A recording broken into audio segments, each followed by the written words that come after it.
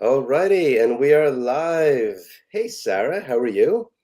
I'm good, Scott. How are you? I am doing great. Welcome to the premiere episode of, well, we're going to talk about your thing, but this is something completely different. It is called The Beatles Beat. And we're going to do all kinds of cool stuff here, aren't we, Sarah? Yes, definitely. And it's great because we can talk about the types of things that it's kind of like Facebook, except as a podcast. So the types of things we could talk about, we could actually talk about instead of people leaving comments like in Facebook, they could actually do it in the live chat or they could do it in the comments below. So we've got that as well. And we're able to show images, we're able to show videos, we're able to show films, we can review books, we could do interviews, we could do all kinds of cool stuff. So I'm really excited about doing this. Yeah, it's going to be fun. Yep. I love talking about the Beatles, so Yes, me the right too. place. So this is a dedicated channel. So why don't we introduce ourselves first? So why don't you tell everybody? Because I'll be bringing an audience that has no idea who the hell you are, and you'll be Oh, bringing an audience who have no idea who the hell I am. So Sarah, who are you? I'm Sarah Schmidt. I am the creator of MeetTheBeatlesForReal.com, which has been around for 14 years. It's crazy to think I've been doing it that long. Yeah. And it's it's a blog website that tells stories and pictures of people that met the Beatles in person. And I'm the author now of two books. My first book was called Happiness is Seeing the Beatles, and then my current book is Dear Beatle People. Very cool. And I'm one of the fortunate people to have known about your books in their early incarnations, That's right? right. Like, hey, I got an idea for a book. Oh, I'm thinking about this book. Hey, I'm working on this book. And then off they went. So good for you. And it's on Amazon, right? Yes. Okay. Yes. You can get them on Amazon or any booksellers, Okay. Barnes and Noble. I don't know. I think I heard Walmart. I don't know. It's everywhere. Walmart, really? That's what I heard. So Okay. someone said at Walmart.com, like online. Are they swarming with Beatles people over at Walmart? I don't think so, but that's why I was like, really, Walmart? As long as it's available, that's great. Hey, Rob is in the chat. Hey, Rob, what's up, brother? Good to see you. And the Brandy chick is here as well. All right, so cool. So about me, I've always been a Beatles fan. My parents were Beatles fans, just like your parents were probably Beatles fans and still are, right? And so there's that. Because your mom seems to enjoy the Beatles. Am I right about that, Sarah? Or Yes. you're not dragging her kicking and screaming No, to not the at all. Beatles? My mom's been a Beatles fan since 1964. Yeah, cool. Yeah. So, and as people can tell from my accent, I didn't buy it at a gift shop. I actually acquired it in New York City. And so when I was a kid, my dad was in college studying architecture, and we'd walk around the city, we'd look at all the beautiful buildings. And of course, my favorite was the Dakota. And it was weird going there as a kid or going there throughout my life. And all you saw were people taking photos of, what do you think they were taking photos of, Sarah, at the Dakota? Where John Lennon, Probably, yeah. probably like the little gate and Mhm. where the doorman was. Yeah, exactly. And it always bothered me that that's all people seemed to know about it, all people cared about, right? And then they'd leave and go buy a slice of pizza. And so I told my dad, this is when I was a kid, I said, I'd love to grow up and learn more about this, this building. And then, of course, I learned more about John Lennon and that John Lennon lived there and the songs that he wrote when he was there. And then that led me to learn about John Lennon's other homes because I thought, well, okay, if he lived here, my God, where else must he live? And so I learned about Tittenhurst Park and then, of course, I learned about Friar Park with George Harrison. And so I thought, well, this is great. I have all this information, but it kind of sucks when you have so much information in your head, Sarah, right? And once upon a time, how did you share it? I mean, okay, people were in like fan clubs, but Yeah. for the most part, it's like, hey, I got this, I got that. And then, Facebook comes along, right? And it's like, wow, we could share all of our images here and we can meet other people like us. And so that's what both of us did, right? Along with other people that we're friends with, which was great. And then something kind of weird happened with the world in 2020.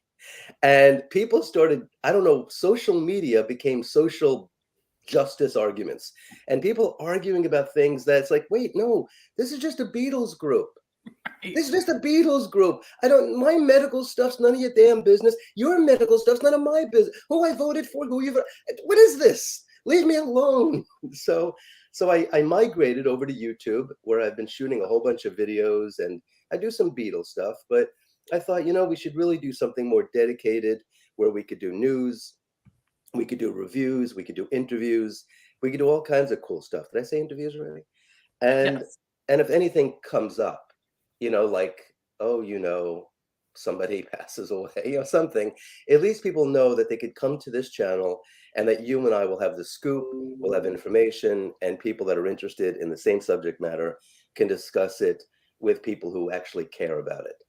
And there's lots of videos out there, aren't there, Sarah? And a lot of them Yeah. leave a lot to be desired, to put it gently. And we have good information, we have facts, we're able to share stuff that it's like we can do the go-to videos if you really want to know about a specific thing versus a lot of things that are just sort of clicky, as they might say, right? Clickbait. And Right. so I think there's a lot of people out there that are just doing Beatles content for people to click on it and not because they actually care about the content.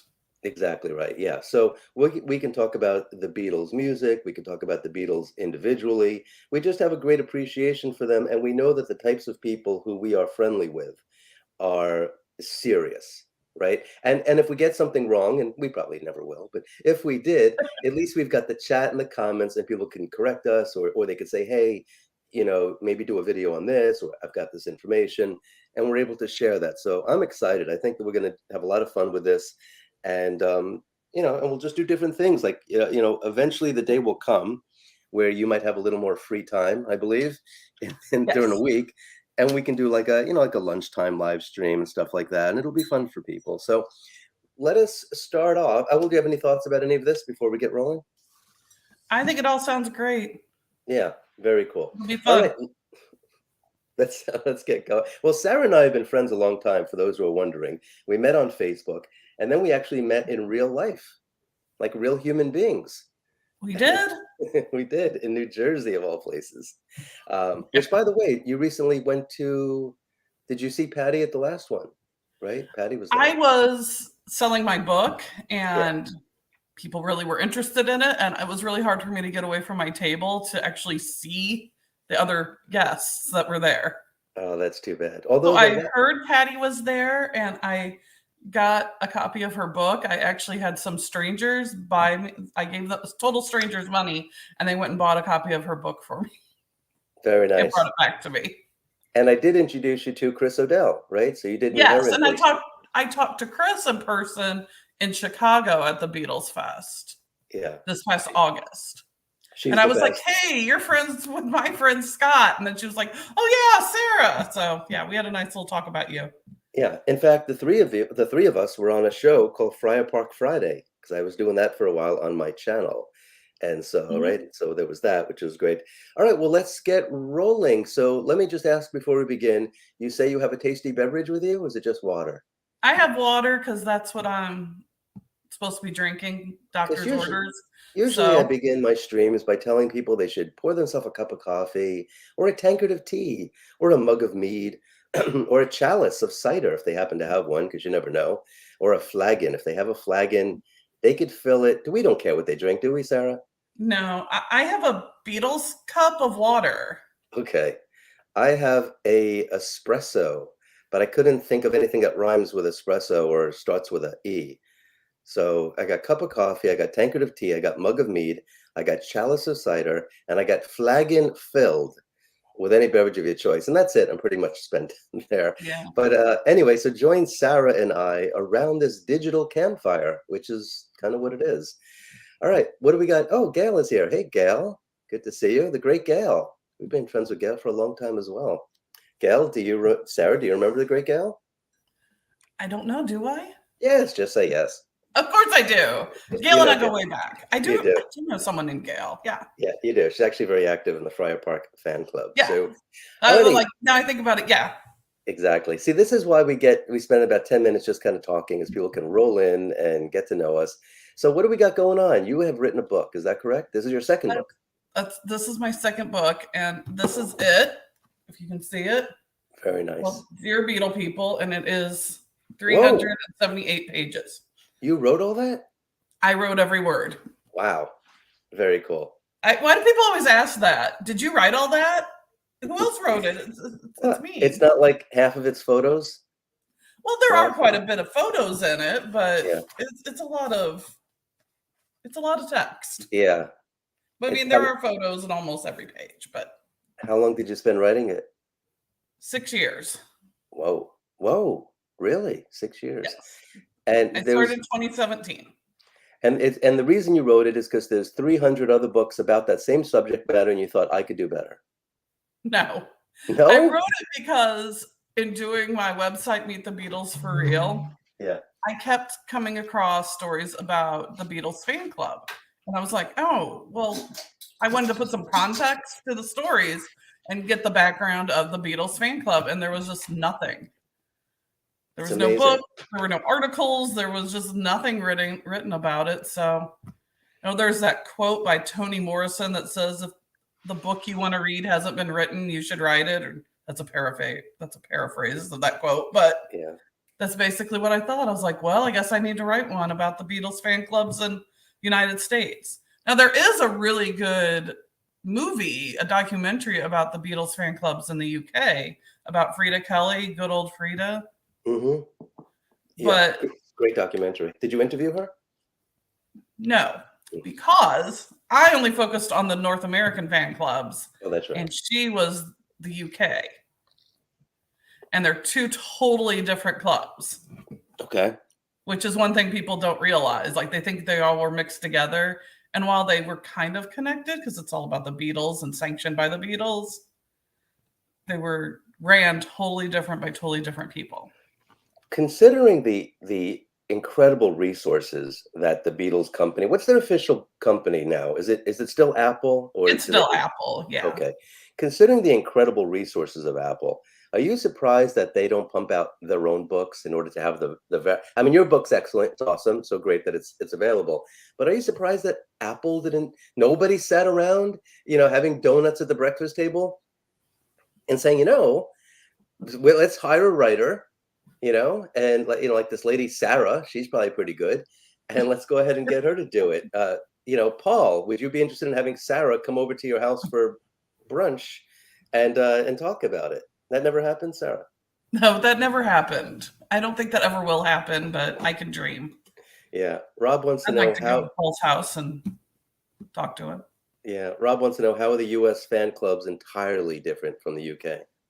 Oh my, well, the UK fan clubs got started before the Beatles were famous, for one thing. So they kind of had they had all organized in 1963 or late 62. So they had area secretaries for each section of the UK, and they had a central location for the fan club, and they had everything organized.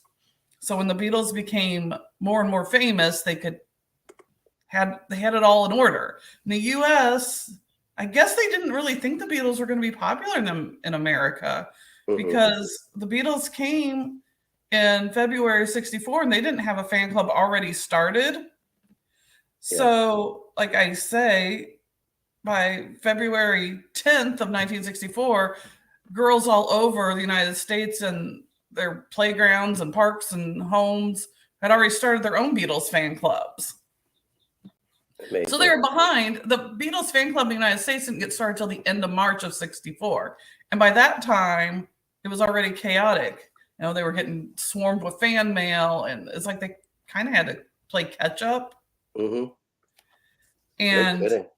they did a terrible job at it. They mail wasn't getting answered. They had this whole system where if you joined the fan club for $2, you got your fan club card, right? But if you wanted to order anything from the fan club, like a book or a magazine, well, they had these little magazine things that they put out, or pictures, you had to send in your fan club card to prove that you're a member. Oh Well, these my. fan club cards were getting lost or just in a stack. And then the girl didn't have any way to prove that she was a member, that she had paid her $2. It was a huge mess. No kidding. And some of these people are still around, right? So your book includes interviews, right? I mean, the amount of research you had to have done must have been staggering. Yes, I interviewed a lot of people. Sadly, a lot of the folks have passed away. Hmm. But Mark Lewison was kind enough to give me some of the interviews he had done in the 2000s with some of the early Beatle fan club organizers. Mm-hmm. There were two girls particularly that because he said he's not going to use it in his next volume of Tune In. So he gave me those interviews because those girls had passed away. So I still have their words for a lot Yeah. of those people. But yeah, like the main lady, Bernice Young, she was in her 30s in 1964. She was the national head of the Beatles fan club, Beatles USA Ltd. And she passed away quite a while ago. So I didn't get anything from her. Yeah, well, something, I mean, at least we know the names that are people associated with it when they started, right? You got all that info.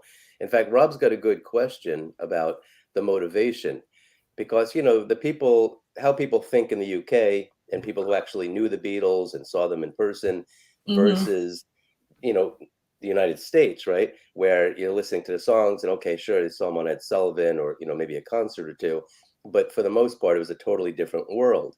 Was it always fans that were running it, or were they like commercial endeavors, right? I think that's what Rob's asking. Maybe was it, Right. like Well, a couple of rich guys, like, hey, we can put this club together and make a lot of money. at first, a lot of them were sponsored by American radio stations that were trying to promote their radio station. They're trying to help Capitol Records promote the Beatles at the same time promote the radio station. So those were some of the earliest fan clubs, which weren't sanctioned necessarily by the Beatles, but they were sanctioned by Capitol. And Okay. then the actual Beatles USA Ltd was ran by Walter Hoffer, who was a Beatles lawyer. He was this attorney. And then he got Bernice Young, who was this African American woman who was just a professional, college educated woman, but not necessarily a Beatles fan. It was later that they started getting teenage or early 20s Beatles fans to run it. Did you ever do an inflation calculator? I mean, what was the equivalent of $2 back then Oh, to what it would I be today? never thought to do that. Like $20 probably, right? Something silly like that. I mean, it's not 1,000, but I No, mean, but it was quite a bit of money if you were a teenager that got like 10 cents allowance. yeah. Is that a thing? 1930s? Well, some of these kids didn't have a lot of money. $2 was a big deal to them. That's true. In fact, give me a year right now. I'm at an inflation calculator. 1964. 1964, it cost $2 to join. Okay, 1964 inflation calculator. Hold on to your hat. $20, $19.54. Yeah, you're good. All right, You 20 knew. smackaroos. All right, so there we are. All right, so $20. Did it become, as far as you know, it had to have become a commercial endeavor, didn't it? I mean, even if people started it with great intentions, hey, we all love the Beatles. After a while, $20, $20, $20, $20, $20, $20 coming in. I mean, imagine if you had a fan club right now for, I mean, who's around? I don't know, Bell and Sebastian, right? Or somebody, you know who they Oh, are. that is. Okay, name a group. Name who's the guy? Who's the redheaded guy in Ireland? Oh yeah, that guy. Ed Ed something. Ed Yeah, he was in the Sheridan. Yesterday thing, right? All right. So Yeah. let's say you started the Ed, whatever the hell his last name is, fan club, and he has, I don't know, 100,000 people sending you $2. It's a year, right? It's annual. Yes. Okay, thank God. All right, so you just made 200 grand. So that had to have happened. I mean, and this is the freaking Beatles. So what Yeah. value? So my question is, what value? We already know that people got their $2 worth. There's not even a doubt about that. Everybody got their $2 worth, no doubt about it. But the people that ran it, I mean, what happened? I mean, what were they providing? What was the value you got in exchange for your $2? So in 1964, we're talking you would get your membership card, you would get the Beatles bulletin book. Usually got four things. The Beatles bulletin book. Wait, I can look in my book and I have a checklist at the back of the book of what you got. Did you? Well, I'll guess some things, and you could just tell me if it's right. Do you get a lock of Ringo's hair? No. Okay, No. so 1964, you get the Beatles membership card, the Beatles bulletin, which was the actual script to A Hard Day's Night, the tour book, the Christmas greeting, and a fact sheet if you mailed away for it. Okay. And then you could purchase 8x10 glossy photographs of each Beatle, 15 8x10 glossy photographs of the Beatles, and 7 8x10 glossy photographs of the Beatles in A Hard Day's Night. Okay. That was all what was available in 1964. And how did this evolve over time? Well, the whole story is that because the Beatles' official fan club just got worse and worse as the years went by. I mean, the US club didn't get the same record that they got in the UK at all. We got this little paper cardboard thing that you had to balance. Like, do you remember those that you could get from the back of a cereal box? Yeah, like a Cracker Jack box kind of thing. Yeah, you would like cut it out and then you could put it on a record player and it would play a record or play something. That's what we got.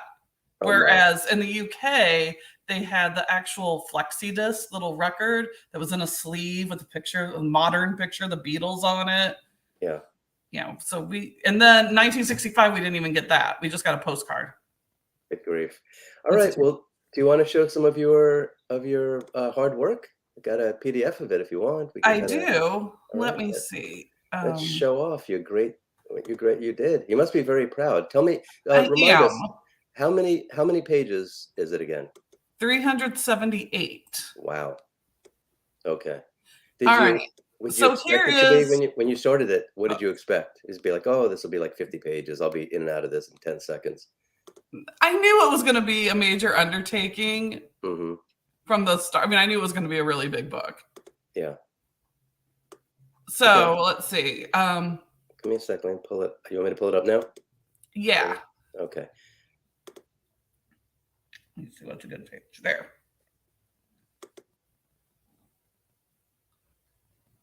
Okay. Okay. So is it up? Yeah. Yeah. All right. So here we have some fan club things from Canada, because Canada kind of had their act together before the United States, and that's why. Wait, hold on a second. Oh, I know what you're talking about. Those records on cereal. Okay, the cereal boxes type thing. Okay, I was thinking about a tab. You're telling me those you could? Yeah, that's right. You used to be able to get records, and you would like tear it off the back.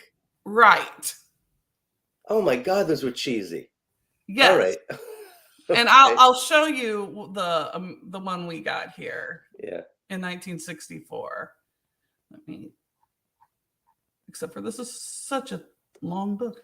Didn't the Beatles once a year, like Christmas or something, record like some little audio thing? Hey, everybody. Yes. Okay, who was that for?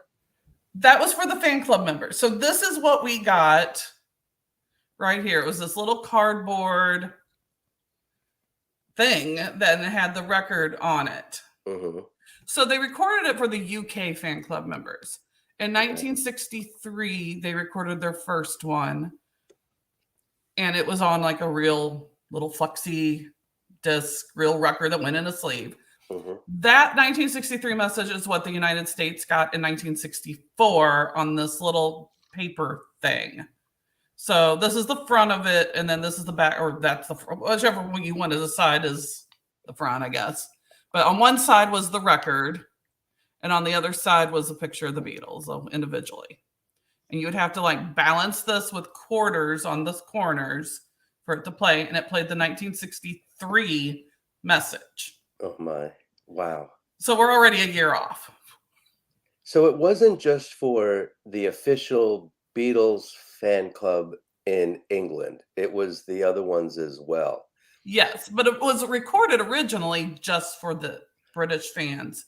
And I think the Beatles kind of had the British fans just in mind the whole time they did it. Yeah. Because they would refer to things that the American fans didn't understand. Let me ask you a question. So you and I time travel right now. We'll bring our fellow Beatles fans with us right now. And today it's 1964. And you and I say, hey, why don't we start a Beatles fan club? And we'll just, put ads in the paper and tell people to send us $2. What would happen to us? Would the Beatles shut us down? Would we get a nasty letter from the lawyers? Did we have to register with them as an official blah, blah, blah? Yes. So, yeah, that's a big part of the story, is how all these independent fan clubs were doing their thing.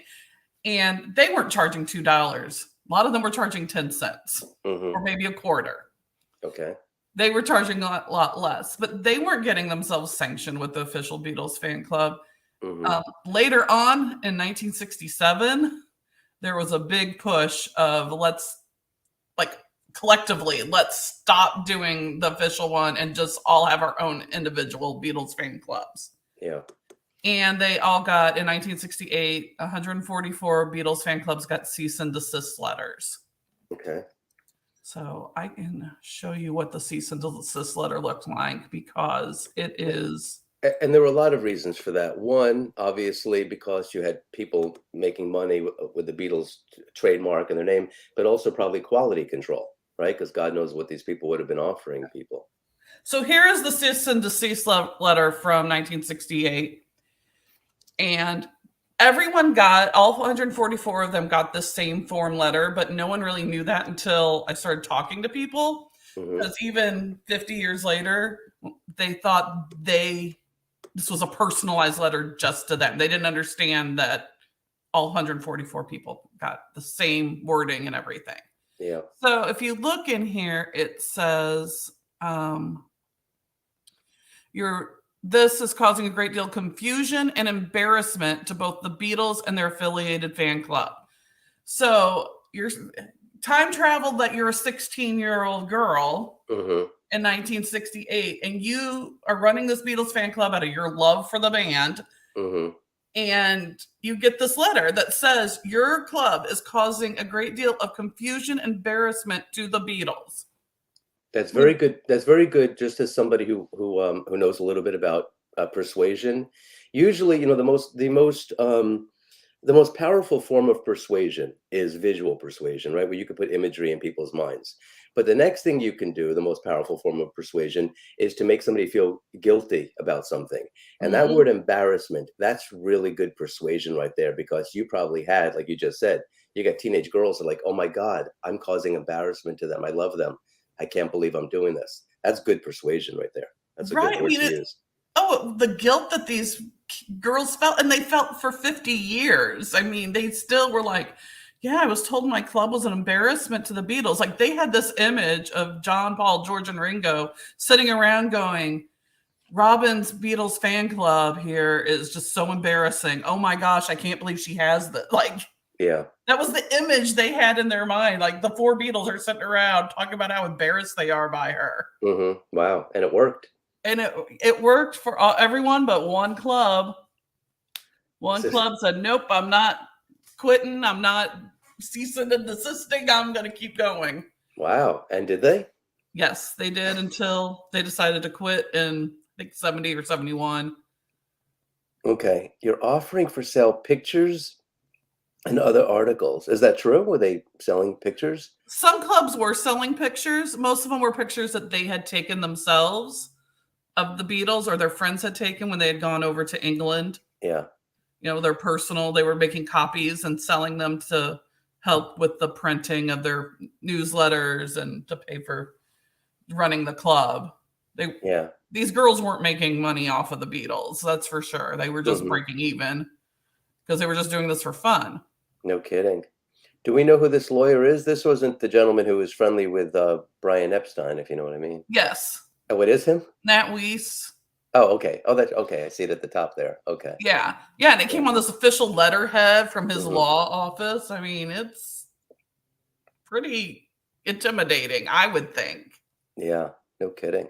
Alrighty. So there's that. So let's talk about the positive aspects of having so this wasn't until 1968. So they had a pretty good run then for a while. They did. And then in 1968, the official fan club finally got their act together. They hired this girl named Sandy Morse, who she had to be really young. The pictures of her make her look really young at this time. I mean, she had to be in her early 20s. Although she did get married and have a child not too long after becoming the head of it. But still, she was a Beatles fan. And she just kind of took things and reorganized it so it was more logical and more people could get involved. How did you get this letter? I asked around, and all right, somebody had one. I mean, the 144 of them were printed, so This is like 50, it's a half a century ago. Yeah. Wow. This was important to somebody to hold on to. I mean, guess right? I mean, anything associated with it. Well, for a legal matter, you certainly want to hold on to it anyway. But the sheer fact that this came and hand signed and everything by Mr. Weiss. Yeah. Wow. Um, Backing up to that record really quick, Rob was saying, is that right? What Rob is saying? Rob is saying that the U.S. editions worth $1 million. Are we talking about those records? Is that true? What are No, those but I mean, records? I bought mine for under 100, so either I got a really good deal. No, I don't think they're worth that much at You can all. retire. Yeah, you might be joking. But that's a He lot of probably bread. is joking because they're so cheaply made. Yeah. Oh my God. It's amazing. I wonder if people. I guess it has more value if it's completely intact, right? Into the Yes. cereal box and the rest of it, right? Like the Beatles dolls that people bought at Toys R Us, and they don't take them out of the boxes, like me. And I don't even know why I don't take them out of the boxes, except that I like the boxes. I'm like, well, if I I take them know. out I of the don't. box, then I got to get rid of the damn box. I don't take a lot of the boxes either. Oh, here's another one. One of them, like they got even worse, I think, as the years went by. This is 1966, and they don't even have their picture on it. Oh, Rob's was a question, not a statement. Okay, got it, Rob. Thank you. All right. So yeah, all right. So worth about $100. All right. It's around that. Well, that's About maybe a little less than that. I mean, they're not worth very much. it's worth 1 million of whatever they have in China, whatever those things, whatever their Right. money Yeah. is. Okay, Whatever. a Yeah. million, blah blah blah, noodles. Okay, so that's it right there, like that. Yeah. That's 1966. Yeah, So it's at least it's the same one that the one in the UK got. yeah, that's good. All right, so we're there. Finish Yeah, that. but they didn't start getting actual flexi discs until 1968. For those who are wondering how to write a book, right? Because you don't come from a background of writing books, right? I mean, you don't come from a background of editing or book publishing, Not that at sort of thing. all. So how did you organize this in your mind? What was your, I mean, it formed, I mean, before you began, you say, okay, well, these are the subjects I want to cover. Did it Mhm. evolve as it went on? I mean, what's your table of contents like? How did you say, all right, well, these are the things we need to talk about? Well, I went year by year. Okay. So that's kind of how I organized it in my mind. And, So and the earliest year would be 64. 63 Okay. is the first year that I talk about. So here is like the table of contents, which is basically kind of how I felt each year. Each chapter is 1 year, except for the last one, I think I combined Mm-hmm. because the Beatles fan club broke up in 1972, but it was in late January, early February. So I didn't really have enough for a whole entire big chapter. Mm-hmm. So I tacked it on to 71. No kidding. Did outside of sending the records, did the Beatles have any interaction with their fan club? I mean, They did they ever did. meet And that was anybody? probably the most fun part of writing the book is getting the stories of fans that got to meet the Beatles in person because of their affiliation with the fan club. Mm-hmm. That was the really fun stories. So, like, what? When they came to they'd come into town to do a concert, they'd usher in some people and say, "Oh, this is Stephanie. She's your number one fan club, something something in Cincinnati." That kind of thing. Yes, that was part of it. They would bring in, allow some of the main, like some of the biggest fan clubs presidents to meet the Beatles. Like there's probably my favorite story right now is the one with Elaine, who ran the North Texas Beatles fan club, and she got to meet the Beatles in Houston. Okay, that's not to be confused with the South Texas fan club, right? Or the West Texas Well, fan there was club, or the East one. probably Texas had a lot of Beatles fan clubs. Okay. Texas is a Well, big state, though. yeah. Oh, that's interesting, actually. I wonder do you know how many times that happened? Like, let's just say, for example, you live in Kansas, right? And you're like, oh my God, the Beatles, I love the Beatles. I'm going to form the Kansas fan club. And then you find out, wait, there already is one or 10. Well, that's where things got a little catty between the clubs. Hmm. Like in San Francisco, there was probably like 3 San Francisco Beatles fan clubs in 1964. And when the Beatles came to San Francisco, they were supposed to meet. Like they were supposed to come off the airplane, stand there and wave to everybody and maybe say something. Hmm. And the fan club girls were all arguing and fighting before the Beatles came about who was the best fan club. And they were it was really funny to read about because one of them would be like, we're the best fan club because we own more pictures of the Beatles than yours. Oh my. See, that's why Rob's question is excellent about the kind of atmosphere and the different motivation, because you did have people that were just motivated by love and caring about the Beatles and wanting to share everything that they knew about them, right? And just wanted to hang around with other Beatles fans.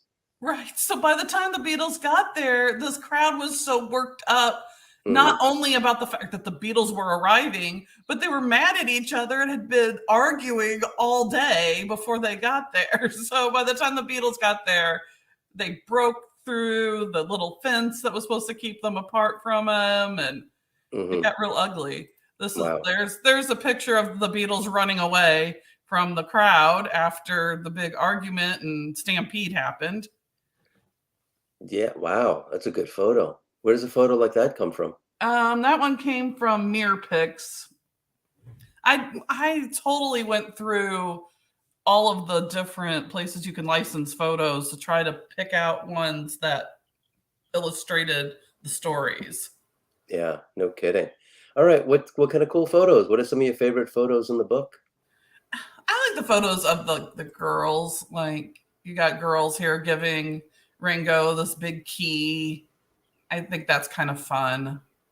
What's the key to what? The Oh, it was city, a to the key club? to whatever city they were in. Okay. Every That's one way that fan club members tried to get to the Beatles at press conferences is they would have a gift. So they'd Hmm. have a plaque or they'd have a key to the city was a big one and they would present it to them. So that was more than like here's just your fan club member. It was like here are fan club members, president and vice president to present you with this award or this key. Hmm. Wow. That was a big draw. And here is, she said she was going to be watching today. This is my friend Marty um, giving a plaque to the Beatles from her Chicagoland Beatle People fan club in 1964.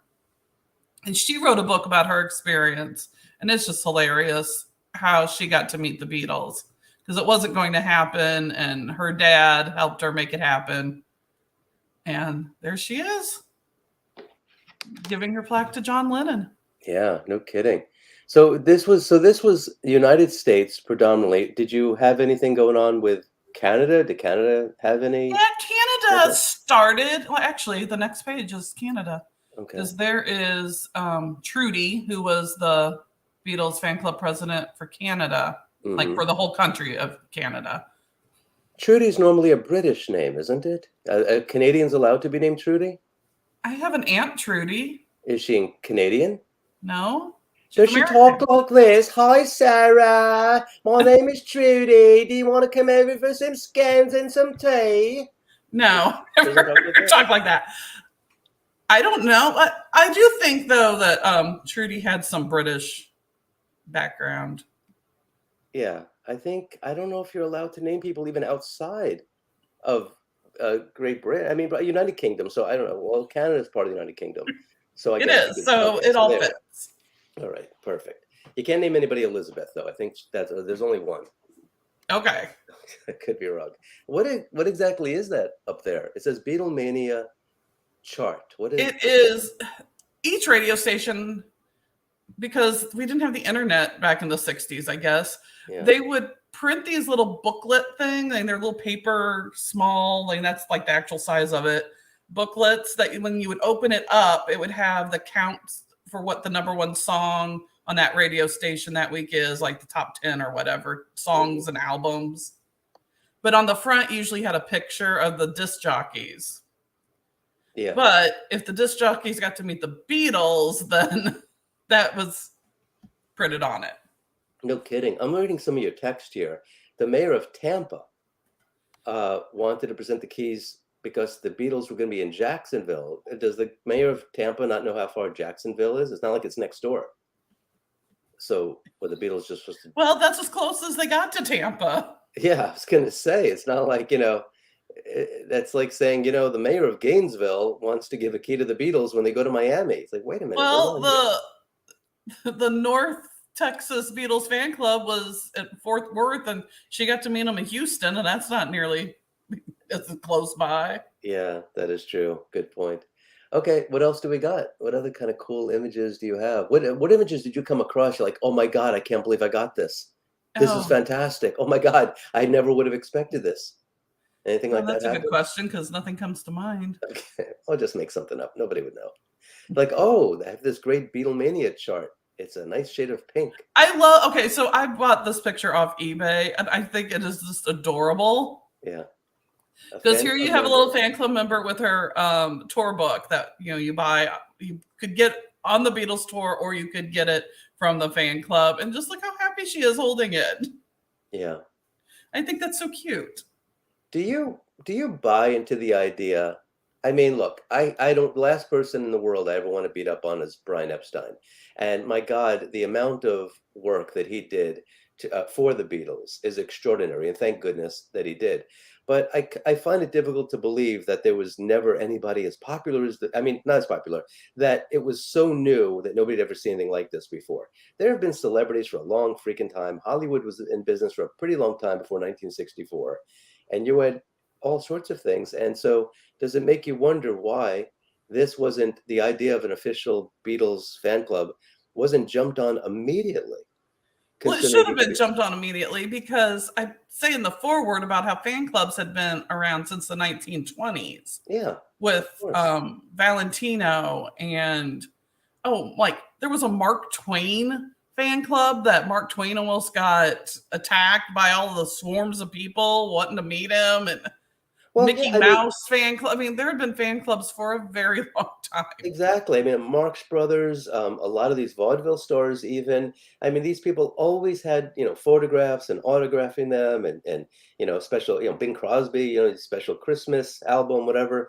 And so there's always going to be a dedicated class that, that wants some sort of preferential treatment and deserves it.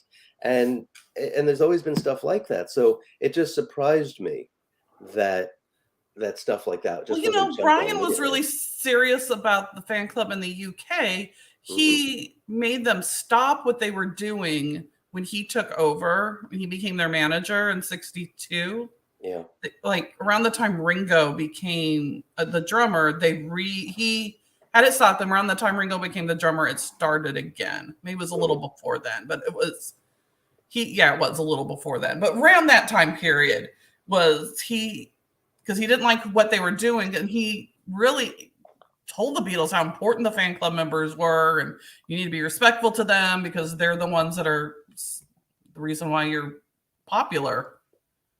So, Definitely. speaking of Brian, there was a Brian Epstein fan club in Nice. 1965, and you Wow. could become a member of it for free if you already paid your $2 to the Beatles fan club. What what do you get in exchange for that? I mean, we know our friend Vivek is a great fan of Brian Epstein, right? You and Yes. I are as well, and Yeah, we're I just interested saw in him in New Jersey. Vivek. Yeah, great guy, smart guy. And he but okay, so it's like, all right, well, what can we learn about Brian as a businessman? Good or bad, whatever it is. What can you learn from him? He's certainly inspirational figure, certainly a motivational figure. But okay, so great. So we're part of the fan club. You and I, Sarah, and a handful of other people, and Yeah, God knows how many.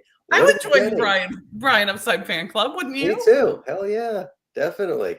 And then they'd like win a date with Brian. Sure, I'd enter that contest. Why not? Sure, why not? He was certainly a gentleman at the very least. So what do you get in return? Well, you got this picture that I'm showing here, this nice headshot, and Lovely. here's the fan club card. And then I didn't put it in the book, but you got a little fact sheet about Brian, about his favorite color and Let me tell you what's silly about this is what year is this? What year is that? 65. So he's like 27 years old, right? Oh, Which he's old. He's 30. he's 30. Okay, either He way, turned 30 in 64 30 when the is a Beatles were on tour. 30 is a sexy dude these days. That's fine. Back then it's like my dad, right? It's like your dad. It's Mr. Cunningham from Happy Days. But today, I mean, you've got women salivating over Johnny Depp, who's 60. And it's like, wait a minute, hold on, keep your pants on, girly. Johnny Well, Depp's 60. you have girls today that are still hot for Paul McCartney, and he's 80. Yeah, that's true. There's that. But so Even 60 seems young. so at the time, yeah, that's true. But in comparison, so you're sitting here and saying, wow, 30 years old. Oh, Brian. I don't know. I know. Good for him, though. Brian had quite a bit of female fans that thought he was hot stuff. Yeah, But that's well, all you got were those three things. And then you could buy, like for a quarter, a wallet size photo of Brian. I love it. I love it. For the days when people carried wallets. Right. Alrighty. So, you know, you could put a picture of Brian in your wallet and keep him close to you at all times.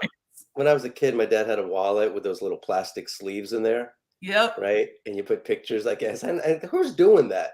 I mean, a wallet is for money. I mean, you're supposed to, I can't imagine my dad's on the train and he's like, oh, hold on, let me take a little picture, of my children. Well, people would used to ask you, oh, well, let me see your kids. And now people pull out their phone and show them a picture of their kids. But back then, that's true. They took out their wallet and like, here's my son, little Scotty.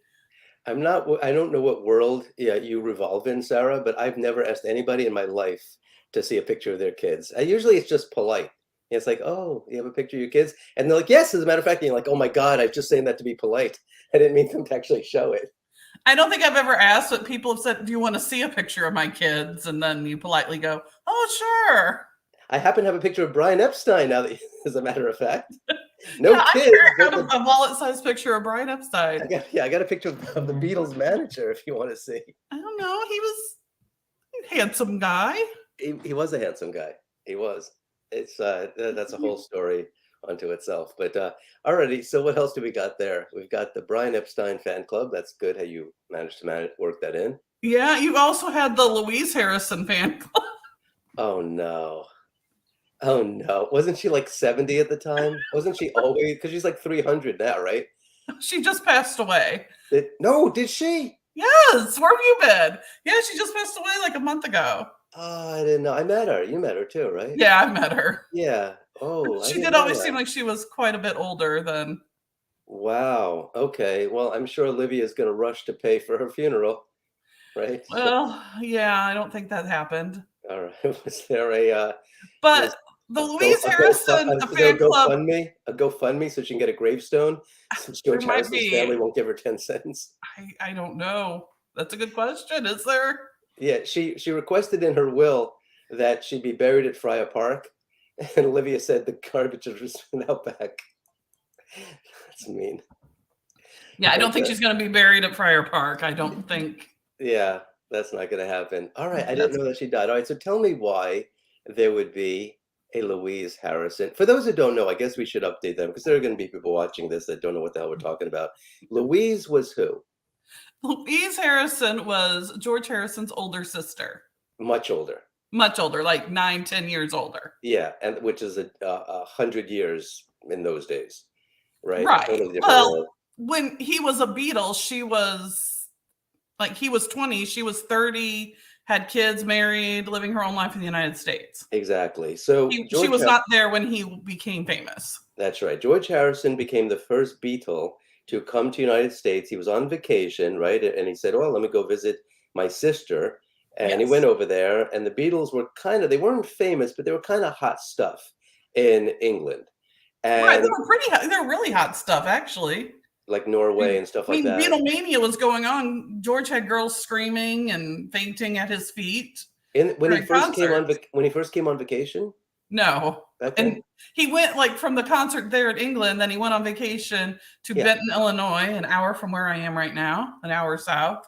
Yeah, that's what I meant. Where my parents met. Store. My parents met in Benton, Illinois. Did they? And so in the record store that George Harrison went into, is that where they were? No, they were at a summer camp. Okay. And so George Harrison went in there, and he's like, do you have any records by the Beatles or something, right? And they're like, who? Right. What? I went into that record store when Did you? Yeah. So I went down to Benton, and that's where I met Louise Harrison one time. Very cool. So he was visiting her, And she was like, this is Americans think different than the Brits, and this is the kind of stuff maybe you should do, and da da da da da da. Da. And so she was a big advocate for them, and that was that. And I guess I don't know, there was some kind of falling out or not falling out, or who the hell knows. Yeah. And that was that. And Yeah. so But that yes, falling out happened much later, like in the 80s or like exactly. we're And not so talking about when there was a Louise Harrison fan club. definitely. There- So but why? Why, Sarah, is Well, there a Louise? Who the what? well, wait till I tell you who started it. Louise Harrison Oh started no, it. she did it. No, no, no. Really? Yes, it was not sanctioned by the Beatles. I was gonna say. She So, got the so cease and desist letter when she started putting out this record did all she about the really? Beatles because it had the name Beatles in it. So this is where the rift essentially could have began in many ways? Maybe I don't know. Why? Because as it says here, she was bombarded with 150 letters a day. Yeah. So people found out where she lived and they were coming to her house if they lived near close enough nearby and they were sending her letters all the time Mm-hmm. because she was in the United States and she was like the closest as they could get to one of the Beatles. Yeah. So they had all these questions that they wanted to know about George. Alrighty. And so she decided it would be easier to put out have a fan club for her to answer all these questions about her brother. Mm-hmm. So really it wasn't her fan, even though it was called the Louise Harrison fan club, it really was like Louise Harrison talks about her brother fan club. Oh yeah, I see. The Louise Harrison fan club, there's no association with the Beatles outside of the fact that she did this, and so it looked like it was, authorized or whatever it is, or they were using the she they were using they were, she was using the Beatles trademark. Yes. So All she right, put out this record, which was her. See, she would make these personal appearances. I would say it's a little petty on the side of the Beatles. I will say that I think it because is that's too, that's pretty because petty. I mean, she is the sister, and she has stories to tell, and the idea, and as long as she's not running around saying, "Yeah, George is naked with elves or whatever," uh, right. right, or gnomes, as we would later. But anyway, I don't see why this would have been a problem. But okay, I don't see why either, unless people were buying this record expecting to hear Beatles music. maybe okay, all But right, I mean, how would you when you look at it? yeah. So she would So make all these public appearances with her fan club members. I think that's all right. Why not? Like, I mean, you mentioned Mark Like Twain here she before, is didn't with you? I Johnny mean, Rabbit in St. Louis. Mark Twain, Oscar Wilde. I mean, they made entire careers out of just traveling around the world, talking about people they met and things that they've learned, right?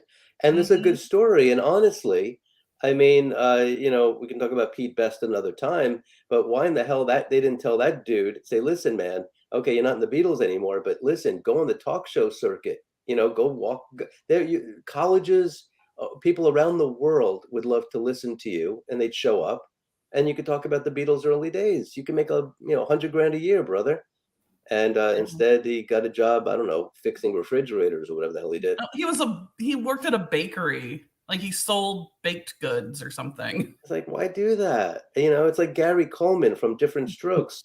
I mean, this guy went and got a job as a security guard, and you're like, Gary, listen, I know Different Strokes went off the air, like, when you were 12 or whatever, but you still have name recognition. You could do something outside of working as a security guard, but I guess some people just don't know what to do with themselves. So, all right, so Louise was not so much trying to cash in as much as trying to come up with a avenue to alleviate some of the amount of stuff that was coming in.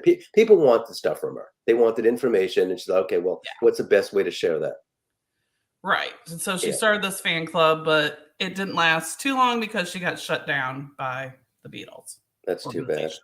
Okay, this is a subject for another time, and I don't know how much you know about it, but we can talk about it in the future.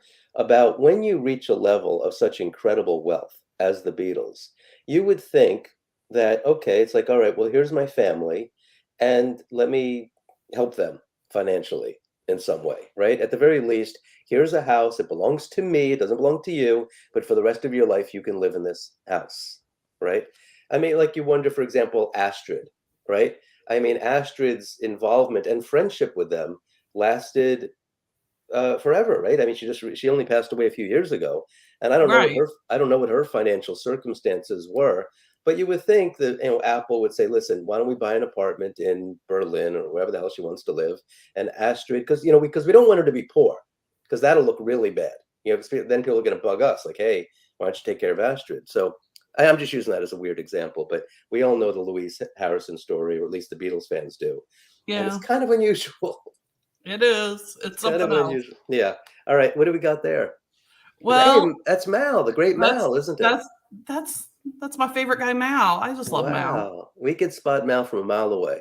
We can. I Alrighty. always look for him in pictures, like, because he's in the background. In fact, our mutual friend is putting together a pretty good book about that, isn't he? Yeah, I'm really looking forward to it. I can't They're remember the title. It's I something can't living living, with the Beatles legend. the legend of the Beatle, the living legend, the living. It's something, but it's about Mal, which is great, and I think based on his book, so that'll be awesome. Yeah, So it is. It's long overdue too because Mal hasn't got living the respect that he's deserved. Living the Beatles legend. I believe that's it. That's it. That's it. Okay.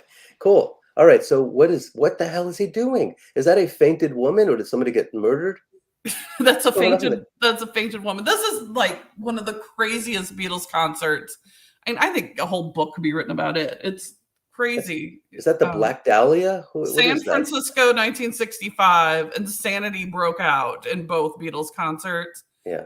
and chairs were thrown, and it got ugly, and people were passing out, and people were faking like they were passing out. Now, this girl might actually been a passed out girl, but other people were faking it because they got pulled up on the stage. So you see the Beatles kind of over here in the corner. They Wait, don't know what what? to do, but If you faint or if it appears you fainted, they bring you closer to what caused you to faint? yes, at this particular concert, they did. That's why girls were like, hey, look at that girl. Like the first one that actually legitimately fainted. Yeah. She's going on stage. Oh no. I'm going to faint too. Oh my goodness. Alrighty. And there Well, has this whole story in here about this pregnant woman that's trying to get Paul's attention to stop the concert because she's being smashed by the crowd of people that had just surged. mm-hmm.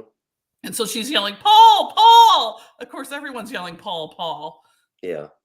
But she was pregnant, so Right. She she wanted was to get screaming out on of there. behalf of someone else as It well. was the wife of the guy from the Kingston Trio.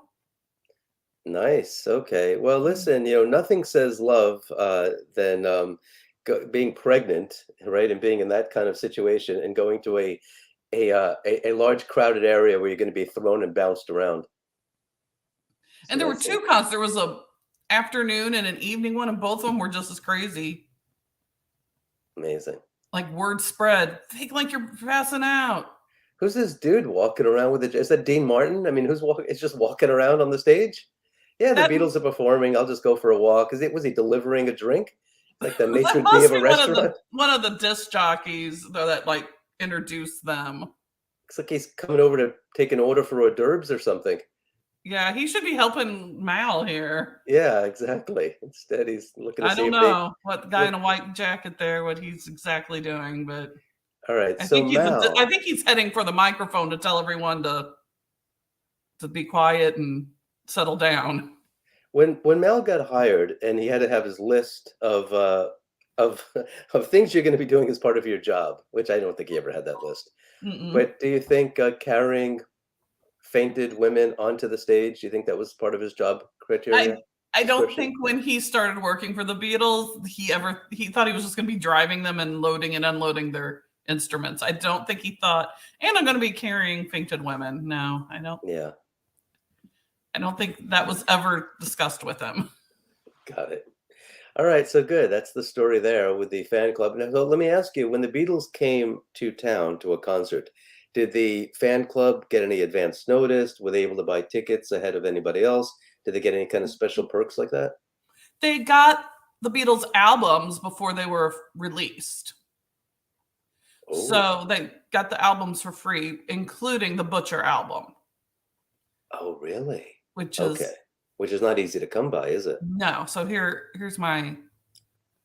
So they got this letter that said that the Butcher album needs to be destroyed or whatever when they got it because it was, Really? and they were going to get the new one.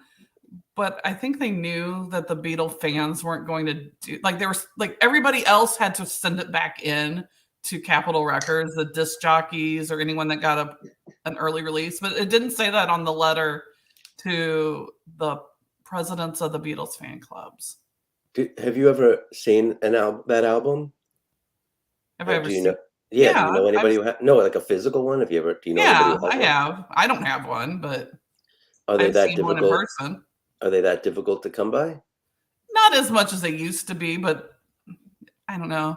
I would if somebody wanted to give one to me, or if it was really cheap, I would get it. But I don't really want to spend hundreds of dollars on it.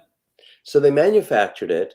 They sent it off Mhm. to the Beatles club people, right? So they got them, Right, and because then they got an advanced mhm, pressing of every Beatles album.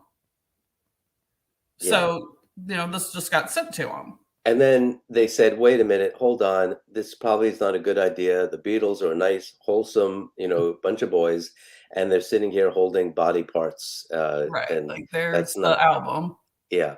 And probably John Lennon's idea, I would assume, right? Thought this was funny. John and the photographer. Yeah, it would figure. And so, all right. So, and the Beatles, of course, go along with it because they don't want to, upset John Lennon. It's like, yeah, okay, we'll have a little fun with this. And then they thought, what? This is stupid. Let's not do this. It's amazing that it reached the point that it did, right before that happening. But, It but, really but, is. right? Because I mean, you could understand the Two Virgins album at that point, 19, what, 68, 69. Nobody in the world is going to say no to John Lennon, especially since they all worked for him at Apple. But at this point, you would think somebody would have said, somebody down the chain, right, along the line, would have said, hey, no, Well, do not print Brian that. says I wrote here that Brian did not like the photograph, had serious concerns about what it would do for the Beatles' image, but he could Hmm. not change John's mind, so he had no choice but to support and defend the Beatles' decision. Lovely. All right. So that's what happened. And then the Beatles fan club, the people who did get it, are Right? like, no, I'm not sending it back. Was there any repercussions if they didn't send it back? Like they lose their No, rights? they were not told to send it back. They were told they were supposed to like get rid of it. Oh, okay. All But right. I think they knew that the fan club people weren't going to get rid of it, Hmm. so it would just be out there. But it wasn't that many people, so it's okay. Yeah. Nowadays something like that would be done because it's kind of a marketing thing, right? It's like, okay, here's something and it's rare and it's like the Streisand effect, right? They don't want you to see it. Now more people want to see it because you don't want them to see it. Right. But back then, clearly it was just So less than John a Lennon did his hundred thing. people got it. How many? It was less than 100 chartered fan clubs Wow. All right. members. Well, that's probably worth $1 million then. I don't know. What do you think those are worth? They're worth 1,000 or so. Oh, I don't know. I Yeah. haven't tried to price one in a long time. Okay. What else? What other goodies you got? Banning the Beatles. Right? Uh-oh.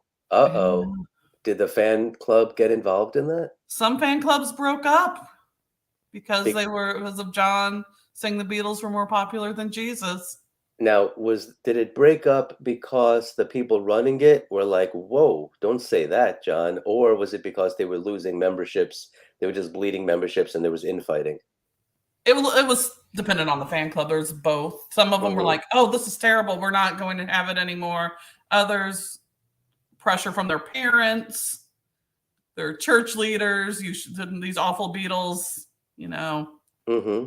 Others because their fan clubs, yeah, the membership went down. Then there was this fan club that started because of it, the Hmm. Beatles fan club, Yeah. and that was What? to show support of to the Beatles and to John. What about the Burn the Beatles albums fan club? Did that ever form? There's the We Hate the Beatles fan club. Was there That was really? that. How much was that to join? I don't know. They Couple didn't. bucks? I think it was free. I Yeah. don't think it costs anything to hate the Beatles. No. It's Well. funny though, the story about them, they went to a Beatles rally with their sign saying we hate the Beatles. And it Hmm. was like four guys and all these girls, and the girls ran the guys off. They like hit them with their "We Love the Beatles" signs, and the guys ran off. No kidding. So the "We Hate the Beatles" fan club didn't really last. Well, if any of our fellow Beatles fans in the chat have any questions for Sarah, please feel free to put them in the comments. If you're watching this after the live stream ends, go ahead and put them in the comments below, and we can always check them out afterward and address them in the future. All right, so cool. So, whoa, what's that? What's that G? Is that an autograph? This is the official symbol of the George Harrison fan club. Okay. A G and an H, and that was what they put on their. They got that made into a patch and sewed onto their shirts when they went to concerts. So there was the Beatles fan club, the Brian Epstein fan club. There's this Louise Harrison fan club, and then each individual Beatle had their own fan club as well. When did that start? And did they all have them except for Ringo, or did Ringo have the biggest one? How did that happen? All 4 members of the Beatles had their own individual fan clubs, and so did their wives. No, they didn't. And the really? Wait, what? The Maureen Starkey fan club was called, wait for it, the Flying Cow. Oh, no. Why? Because that was the name of the bar the Starkey family had in Sunny Heights in the basement. Yeah. It was just it was called the Flying Cow. And I don't know why, but that was why they had the Maureen Starkey fan club, was the Flying Cow. And the Patty Boyd was called the Potty Birds. All right.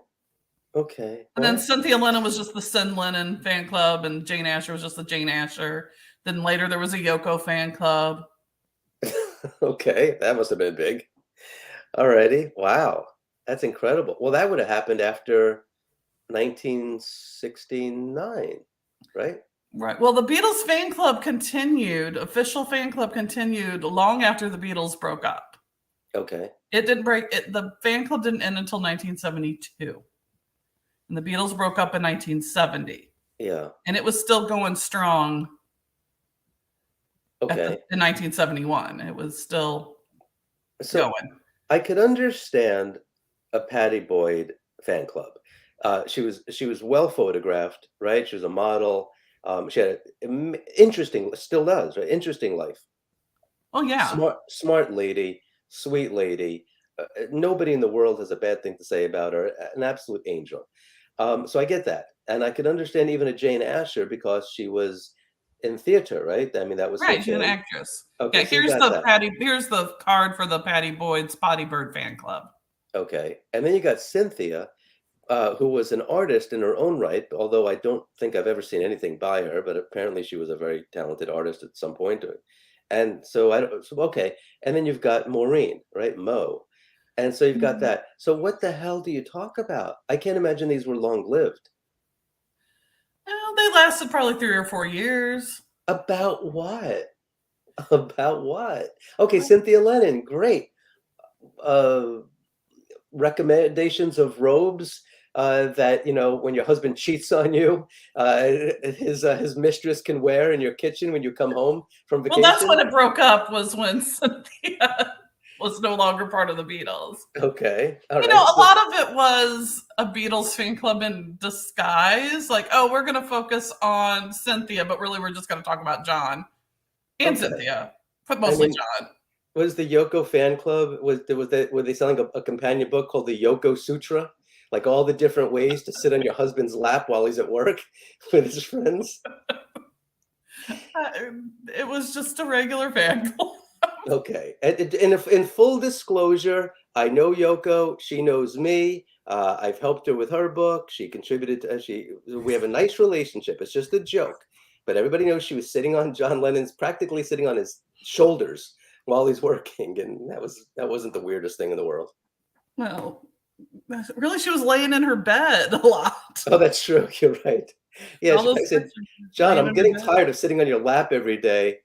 Bring in the bed. You're bringing the bed for me.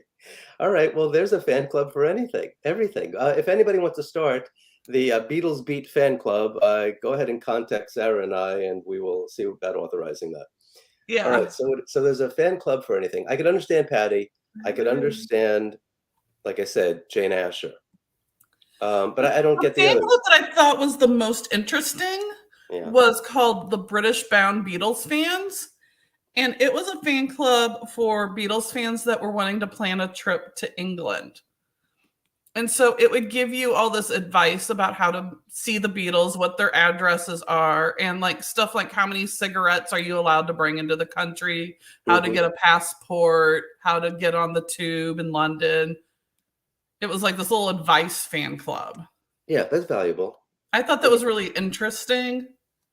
And then they would have like a place like I'm wanting to travel to London in June of 68. I'm looking for a travel companion to Yeah. split the cost. And like I thought that was pretty smart. It's a shame, unfortunately, that we can't talk to Lizzie, right? I We know. lost her, but her story endlessly fascinating. I mean, what was she? 15, She was 16, something? 15.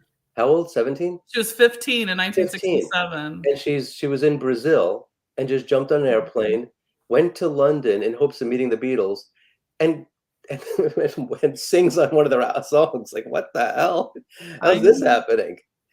So yeah, and her book, I don't know if it was ever translated to English. She would last time No, one of the last it times I was speaking isn't. to her, she said that. I have her book, but it's in Portuguese. Yeah, But she sent wow. me a copy because she really wanted me to have a copy. She wanted me to see all the good John pictures in there. Yeah, she told me she wanted to translate it, but anyway, maybe Yeah, we'll she told me find. that she was working on it at the time of her death. Mhm. All right, so maybe we'll do something to discuss her book sometime if we could figure out what the hell it says. But at the very least, figure something out. But yeah, nice lady. Alrighty, so what else we got? We got that's Pat Kinzer. She's the lady who that was her. She was the one who that was her thing. That no, she was the head No. of the George Harrison fan club. She was a member of the Patty Boyd fan club, Oh, I got it. and Alrighty. she, gave me these cards that she hung on to. Mm-hmm. I got a lot of fan club stuff from people. So Okay. let's look into like the later years. Oh, here's something fun in my book.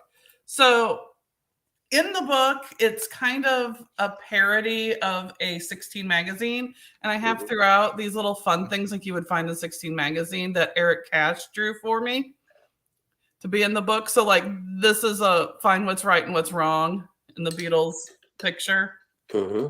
that he drew. So, there's these little fun things. There's like little songs, and I don't know. It's just little fun things throughout the book. It seems like a fan club could be a lot of fun. I mean, it really could be. You could really do endlessly creative stuff with it. Yes. And a lot of the girls that ran these fan clubs and boys, for the later years, there were boys involved. They used the skills to make careers out of them. Mm-hmm. Secretarial or in the music business. They gained so much from it. So in the later years, we have Laura and Rusty were the two fan club headquarter people, the people that ran it.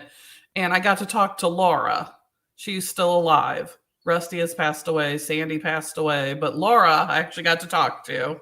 And she had a lot of great information for me. Okay.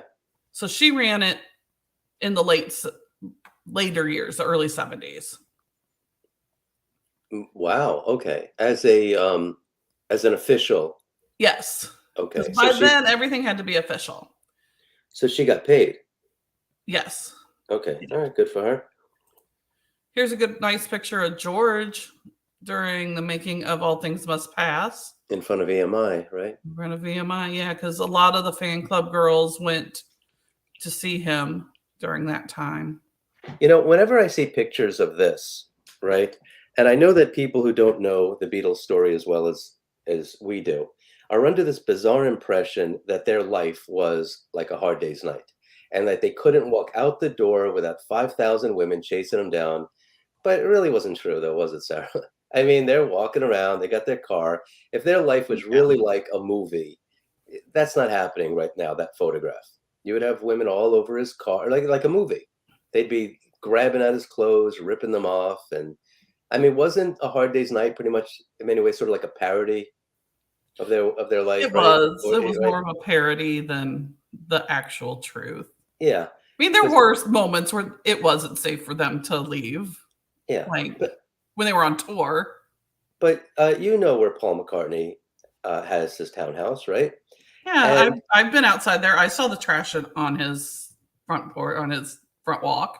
yeah, but when he lived there, I mean, the Beatles would come and go. He would come and go. Didn't he walk to the Oh yeah, studios? Okay, so where's yeah, this idea that this is like Frankenstein and all the villagers are outside with their pitchforks and they're chasing him down? That's not a thing. They walked outside. Hi, how are you? It was a different world also back then than it would be today, where you'd have every kind of weirdo, with a YouTube channel sticking a camera in his face. Well, I guess it right. is still like that, Yeah, but yeah. he doesn't deal with that. Yeah. But okay, so good for them that he was able to just walk So, out there. so Scott, this is a little story here I have with you in mind. It's Mhm. about a girl that went to Friar Park, and George wasn't very nice to her Uh-oh. Did because she he just didn't like walk to appreciate the fans came up on his property. Because as you know, when he first bought Friar Park, the gates weren't always locked, hmm those front gates, and people had just walked up onto the sidewalk there and up to the main lodge. And Yeah. so he got fed up with them, said rude things to them, and demanded that they leave. When he treated one fan this way, she reported to the official George Harrison fan club that she was so mad at him that she bought a John and Yoko poster. Oh God.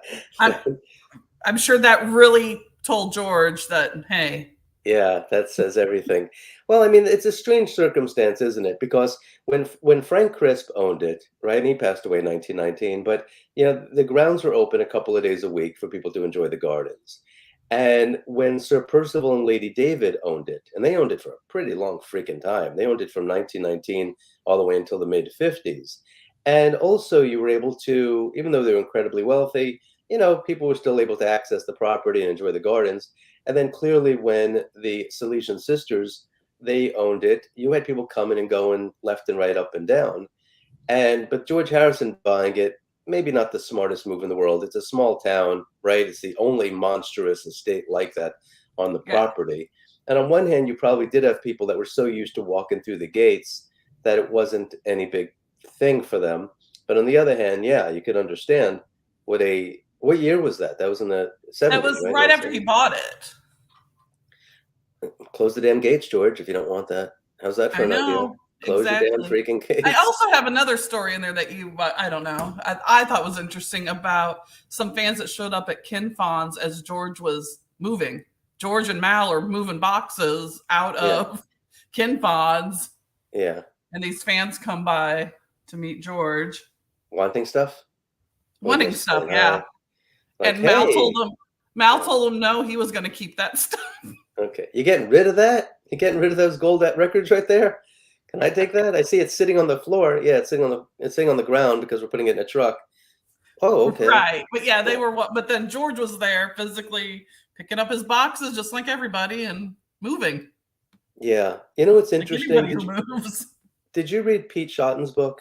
Do you remember that I book? did. It's been a while since I read it, Yeah, but me yeah. too, me too. But there were things about it that just stuck in my mind because he knew things that other people didn't, right? It wasn't Yeah. just another Beatle guy writing a Beatle book, and so it was great to hear things. And there was one time I believe that John Lennon said, "Can you come over? I need your help." And Pete's like, "Yeah, no problem." And he goes over there and he asks Pete to pack up his stuff and help him move.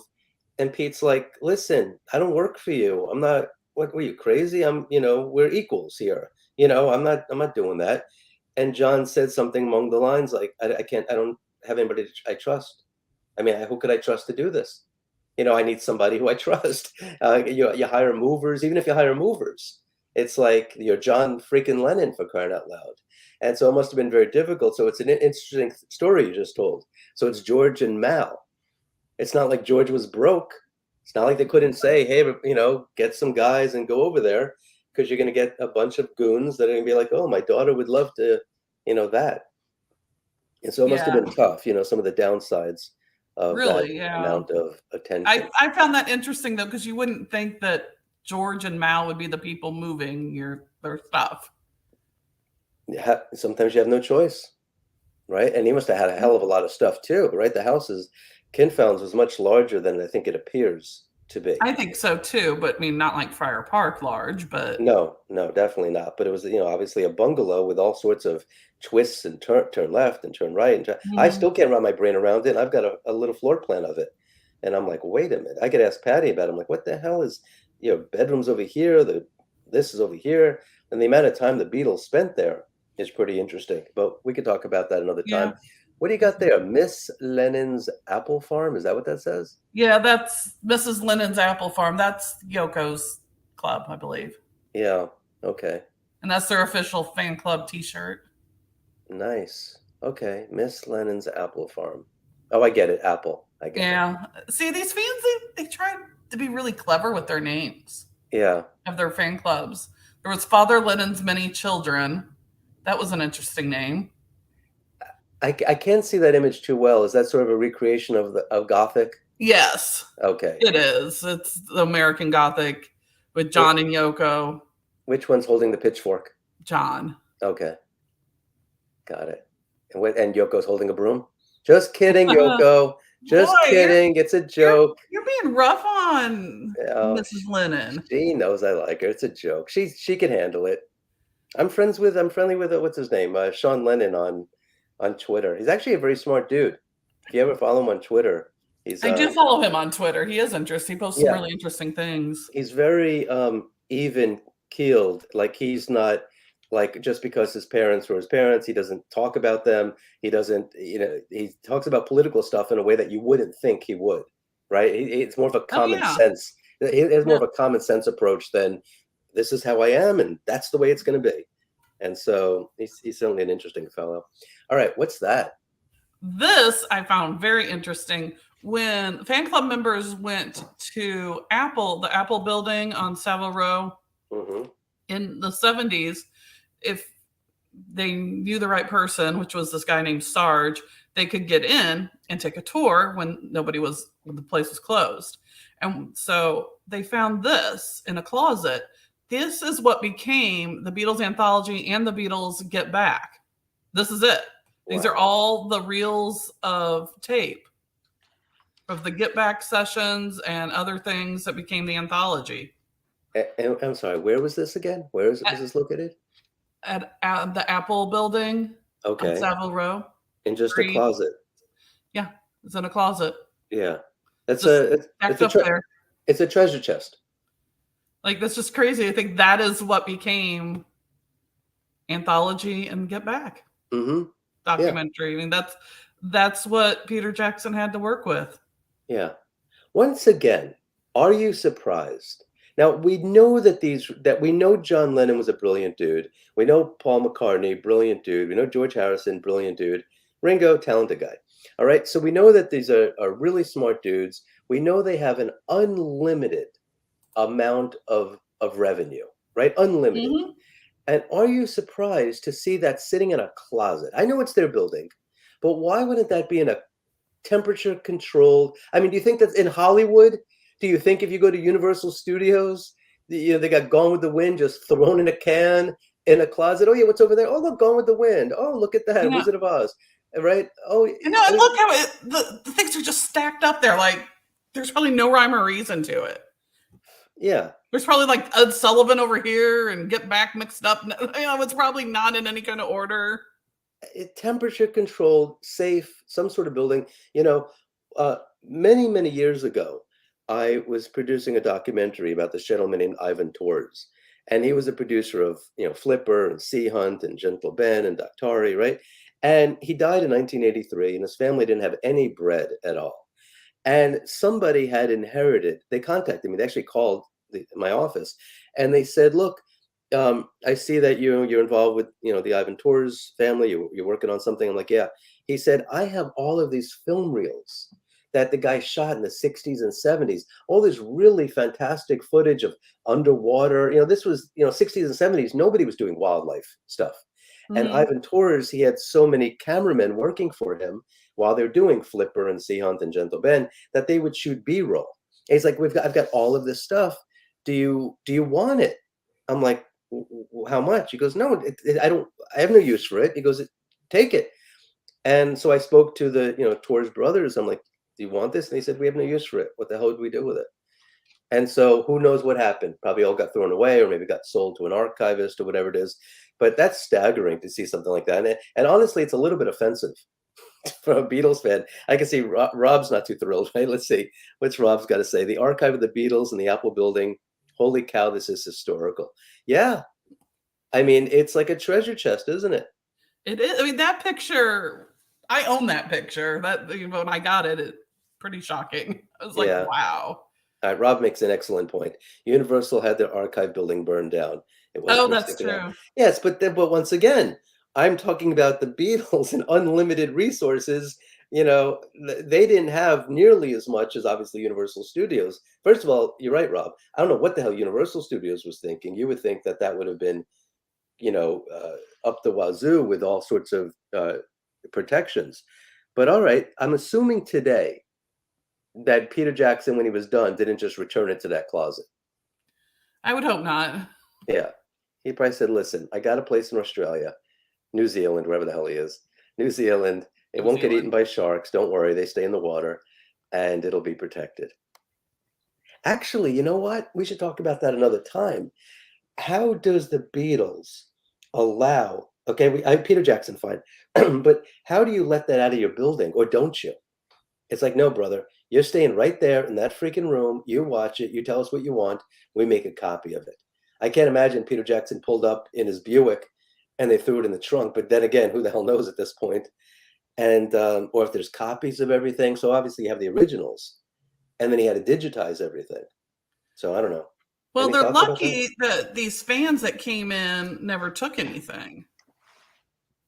Oh, oh, that's a good observation, Sarah. Because the girls that I talked to, I mean, their fan club went in there as this little tour, it's a little activity in London. Like, we're going to tour. We're the Beatles. The Beatles aren't here. It's after hours. But they found just thrown in a file cabinet slides of the Beatles, pictures.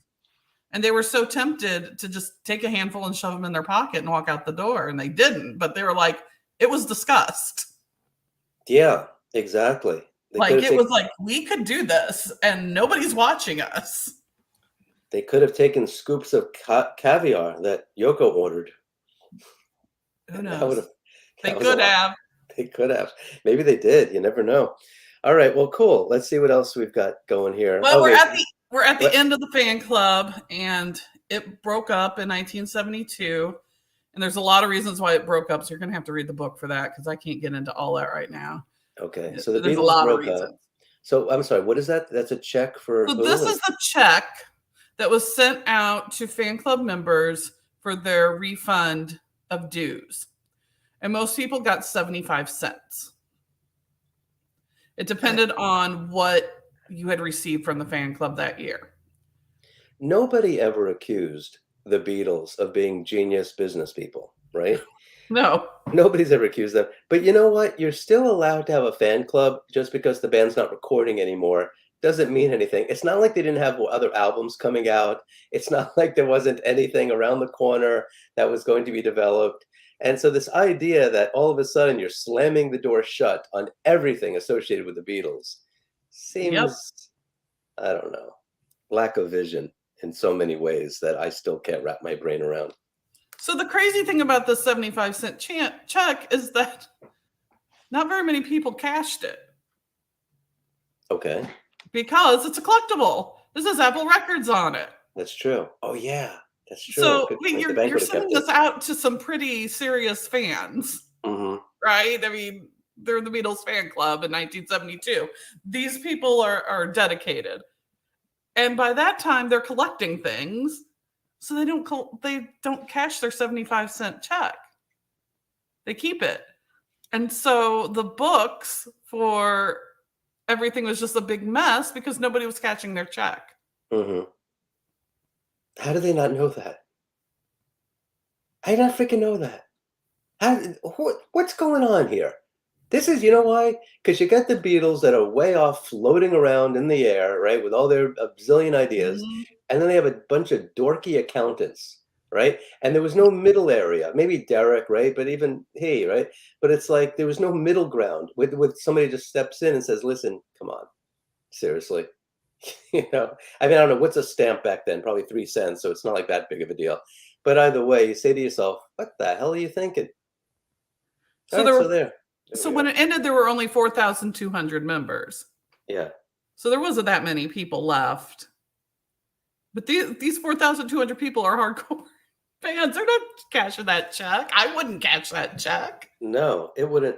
It would have to be for a pretty steep amount I know, in even order in to get. 1972, 75 cents wasn't going to make or break you. Yeah, And I exactly. don't think any Beatle fan was that hard up for 75 cents. Nah, what are you buying? A hot dog? And Hot now dog and a these checks are worth quite a bit, like a couple $100 if you have one. yeah, 75 cents couldn't get you a hot dog and a knee high and a Coney Island. Do you know what a knee high is? No idea. There's a great movie I've watched so many times. It's called Paper Moon with Tatum Yeah. O'Neal. Tatum O'Neal was like 7 or 8 years old, and she won. I think she was the youngest actress to ever win an Academy Award. Great movie. But her father kept saying, "Drink your knee high, eat your Coney Island." They called a hot dog a Coney Island back then.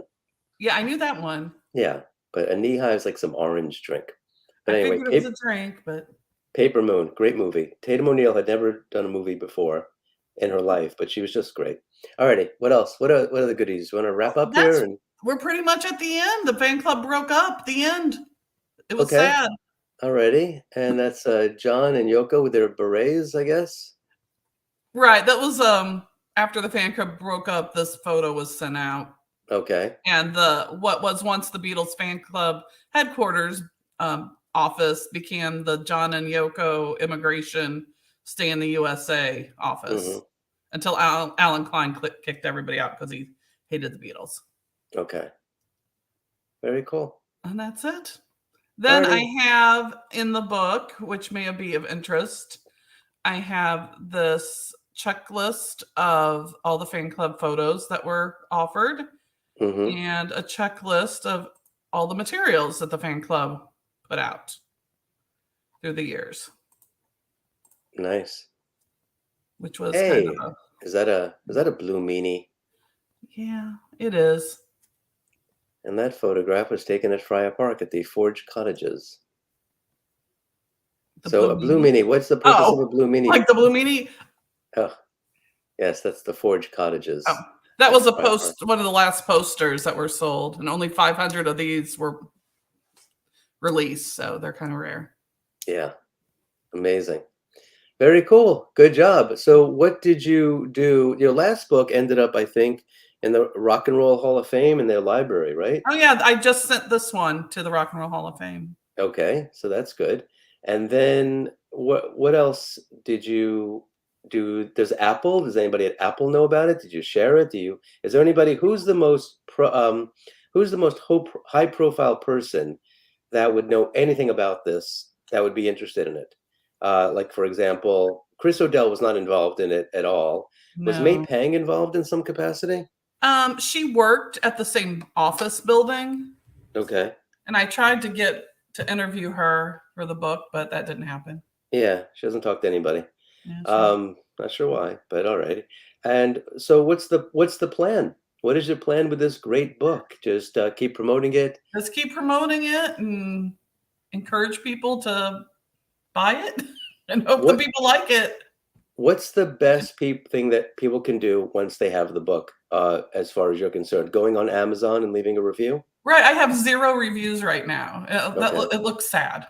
It's very difficult to get people to take the time to do anything, let alone writing a review. I know. So And like people have verbally told me how much they're enjoying the book, they've read it, or they are reading it. It's really great. It's a lot of fun. Blah blah blah. But I'm not seeing. I don't have any reviews, and I don't know. It just looks kind of sad to see 0 reviews. do you have anything in your that you didn't include in the book? Right now, no, but I'm sure Okay. there will be some things. Yeah. Oh, you mean because you still gather information even though your book is done? Yeah, I still Yeah. gather information. My dream is to write 2 more books, one about Hmm. the UK fan club and one about fan clubs around the world. Okay, But we'll see if that ever happens. I don't that know. sounds good. I would For have the to get access to Frida Kelly. I mean, she would have to talk to me for a UK one, and I don't know if that would happen. Is she good old Frida or is she good older Frida now? I don't know. Well, she's I know much she's a older. very sweet woman, Hmm.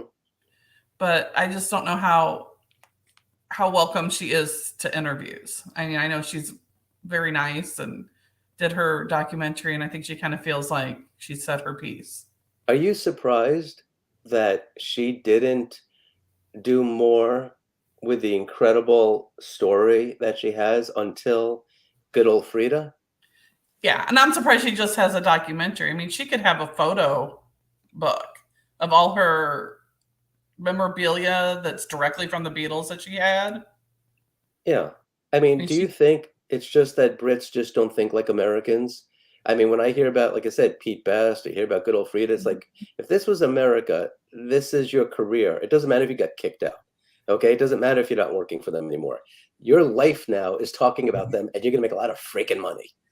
I mean, yeah, that's, yeah. it's like, how do you not know this? How do you not think like this? Get an agent. But that's fine. So yeah, there's probably a way to reach her. I mean, especially once she sees how, that you're a credible source, right? And that you've pieced this together. I mean, that's what happened with me. I mean, once people saw Mhm. that I put together, whatever, one or two good books that were serious, that weren't a joke, people are Yeah, more apt, and more inclined to be able to communicate right. with you and give you the Yeah, time I of would day. I would love to get a copy of this book to her so she can see what kind of book I want to put Yeah, out. Because I exactly. think a lot of people when I first got started were under some weird assumption that I wanted some tell-all Beatles book Hmm. that told stories about the fan club girls hooking up with the Beatles or something. I don't know. I don't know what they thought. They thought it was going to be terrible. Like, I don't know. I don't know what they thought, but they were like, "Oh no, I don't want to be involved in something like that." I'm like what? Yeah, I get it. Yeah. Well, I mean, yeah, that's what people typically would think about things, right? It's like, when I was on Facebook, right? And people would join the Friar Park fan club and they'd be like, "You're violating, Olivia's privacy." And I'm like, "I'm talking about Friar Park in 1912. What the hell are you talking about?" Right. But What was their it? I'm first like, instinct is like, "Well, he must be talking about Olivia." It's like, what? no, No. I'm talking about the history of the With the Beatles guard. fan club. I'm not talking about what happened in the hotel room in 1964. I'm talking about the history of how the fan club came together Yeah, and these it's a cute little stories about fans that met the Beatles at a press conference. exactly. Why do you think that here we are, you and I are talking in April of 2023. Why do you think there is still so much great interest in the Beatles that we have all of these people that are going to be, listening to this over the course of time, and they're just fascinated by the Beatles? What exactly is going on here, Sarah? That would be good to know because I am one of those people, and I just think the Beatles' music is sounds just as fresh and new today as it ever has, and their story just continually fascinates me. Yeah, I mean, I write about art, I write about architecture, and in many ways, I feel like we've just fallen from great heights, right? And so here was a time where you had these four gentlemen, right? Or, let's just stick with the three at first because they met Ringo when they were about 19 or so, right? About Mhm. 19 or 20, give or take. And so, here were three guys. They had no internet. They had their entertainment was themselves and talking and sitting around. Paul McCartney's talked about this, hanging around with his family, playing the piano, and everybody has and they're looking forward to the sailors coming in, right, with like the latest Chuck Berry or the latest Little Richard, right? And nobody, and you didn't Mhm. have all of this before. And it's like, oh my God, I can't believe you know that chord, or how that, what's the lyrics to this, right? And so you had this great appreciation and this great love for all kinds of music. Whereas today you have people that are just sort of like, no, this is what I listen to, and my Spotify thing is set to that. And yes, Spotify might recommend different things, but for the most part, it's like, no, that's my kind of music. Whereas the reason why I think the Beatles became so, eclectic was because they had such a great variety of of stimuli, right? They had so many different types of music that they enjoyed. And I think the reason that the fan clubs became as big as they did is that it was very refreshing, wasn't it? 1964, you're a teenager, and prior to the Beatles, you were listening to what? Dean Martin, right? And Sammy Davis Jr., which, by the way, great, great. But then these guys come They're along. listening to Pat Boone because there's a great Pat Boone story in here too. That yes, exactly. But here's guys that are not only singing a new type of, even though it's American music kind of thrown back at us, right? Buddy Holly, right? But at the same time, it's like wow, and they're kind of our age in a way, right? I mean, not too much older anyway. And so it was just sort of a new phenomenon, and they just happened. It's like the stars aligned, right? That everything was perfect.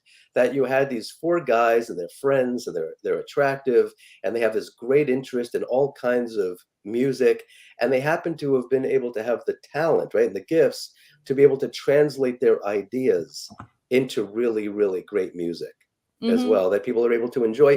I'm not sure, you hear this all the time, right, Sarah? People say, oh, people are ahead of the time. He's ahead of their time. She's ahead of her time. I don't know if the Beatles were ahead of their time because I don't know what the hell time would they have fit in? When were they ahead of their time? Was there anybody in 1977 that was creating anything like the Beatles? No. No. 1986, 1997. I mean, where was it that it's like, well, if the Beatles were around today, they'd fit right in. No chance. No. It's like no, they existed in their time, and they just created it. It was like an earthquake. And the stories that we've heard, and we could talk about this in the future, about bands being in the studio and they're all excited, they're all happy with what they recorded. I think Jefferson Airplane was one of the stories. And somebody walked in and they said, hey, I was just at the record store. Oh, really? Yeah. Anything good? Yeah, the Beatles, they came up with an album, another thing. Oh, really? What's it called? Sergeant something, Sergeant Pepper or something, Lonely Heart. Oh, really? Well, look, we're taking a lunch break. Why don't we just go ahead and throw that on the record player and hear what they put together? Hear some more of that Love Me Do stuff. And then they hear Sergeant Pepper's Lonely Hearts Club Band. Then they hear Day in the Life. Yeah. And they're totally blown away. And they're blown away. And there were musicians, those quotes are out there where they're like, I give up. I freaking give up. It's right. They're like, what we just recorded, let's just throw that out. Yeah. Right. When you have a genius like Brian Wilson saying that, right? When he says something like that, like, wait a minute, they just did what I wanted to do. Right. And it's like, that was that. So let me see what Rob has to say here. I'm not sure whether there was a huge interest in the Beatles. There was a generation that lived that legend in their private head publicly, though it is indeed very small.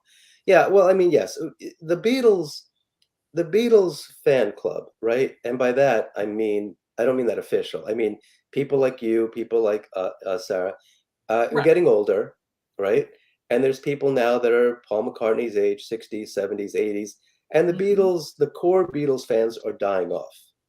And people have asked me, through DM and the rest of it, what ideas they have, private messages about what the hell to do with their private Beatles collections because they don't know what the hell to do with it. I know, I get those kind of messages a lot from people too. Yeah, yeah. You and I have some mutual friends, one of whom I won't mention, but it's like, what the hell am I going to do with all of this stuff because my kids don't care? But at the same time, maybe the Beatles need to resurrect their fan club or something, or do something in order to bring in more of younger crowd, because right now they have an endless stream of money. But how long is that going to continue? Right? That's the one thing I found very strange is that in 1972, the Beatles sanctioned fan club ended and it's never returned. Now, that's not to say I was a member of a Beatles fan club in the 90s. So that's not to say there's never been Beatles fan clubs, but one officially sanctioned by Apple has never happened since the official one broke up in 72. And why?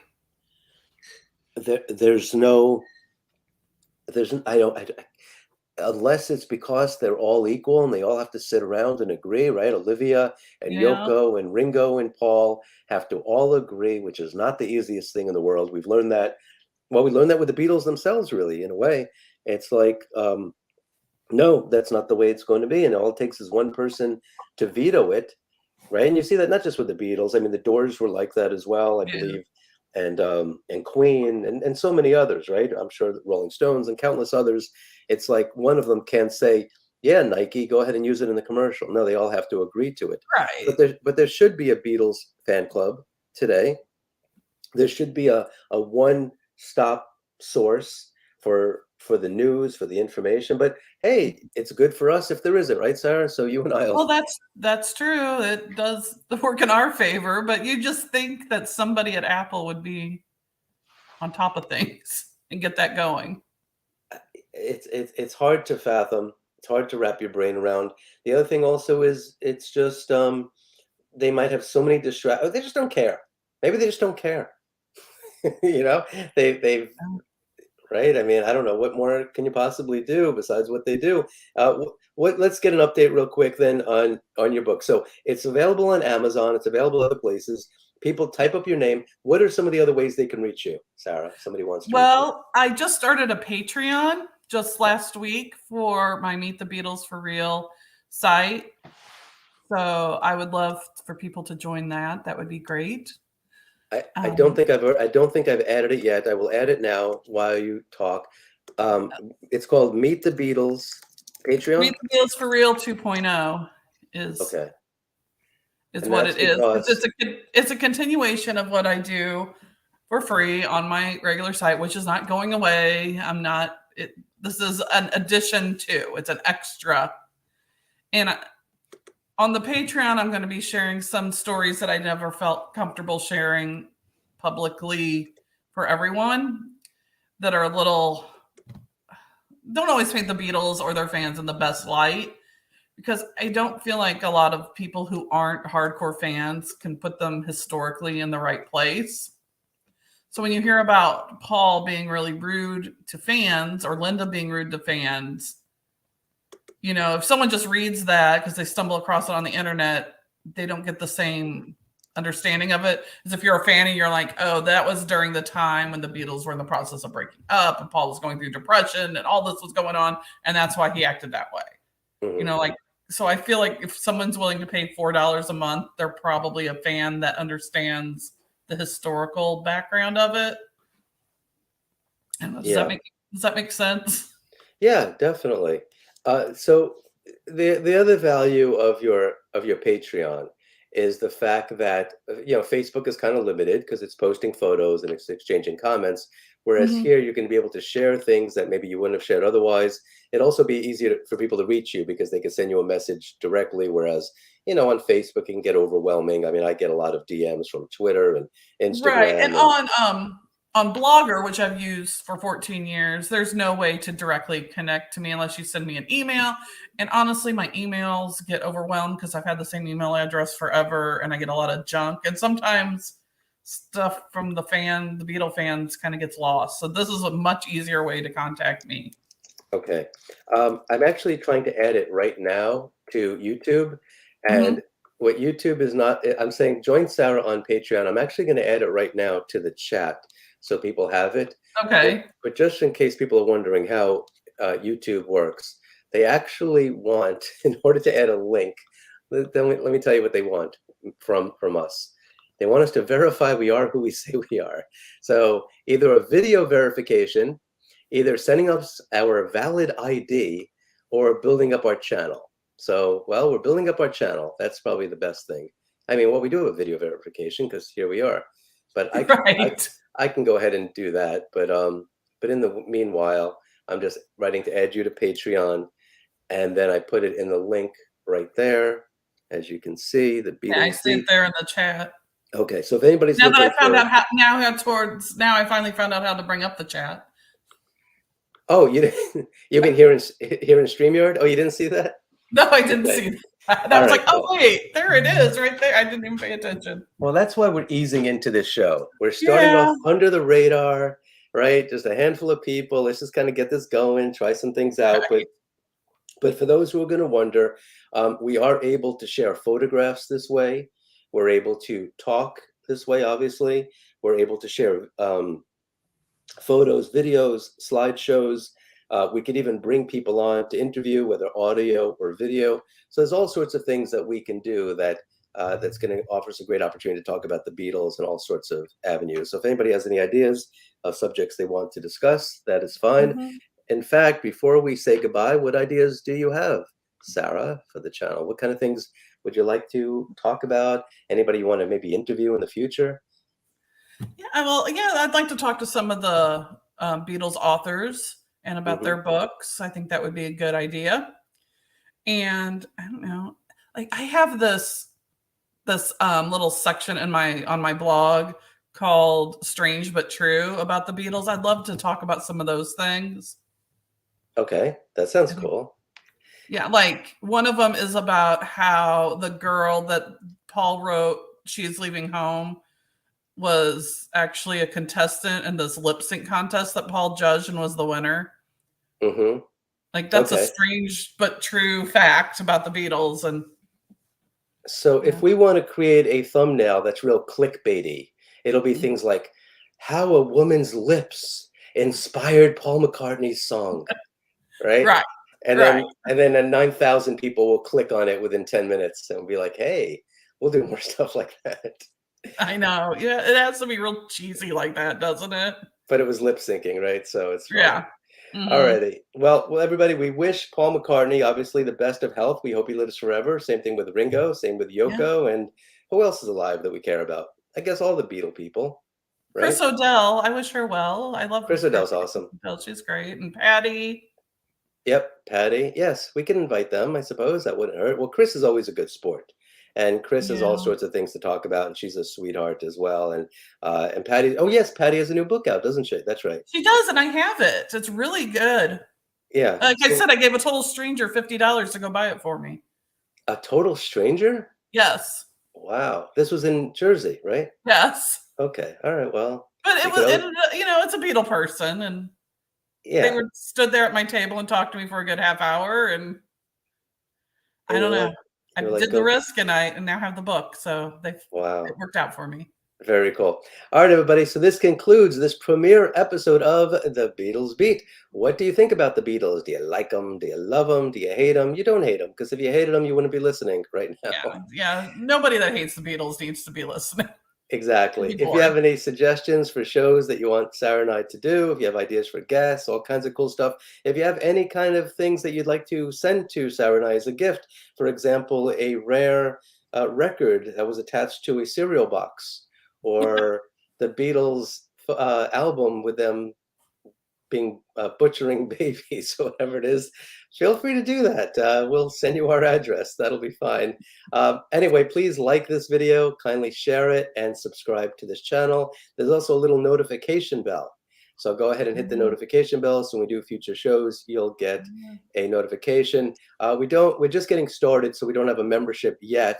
But if you want to become a member of Sarah's Patreon, that would be much appreciated. Go ahead and do that.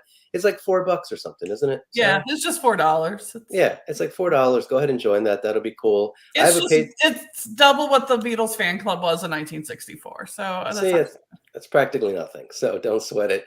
And I have a Patreon as well. It's Strange History Society, and my YouTube channel is Strange History with Scott Cardinal. So there's that.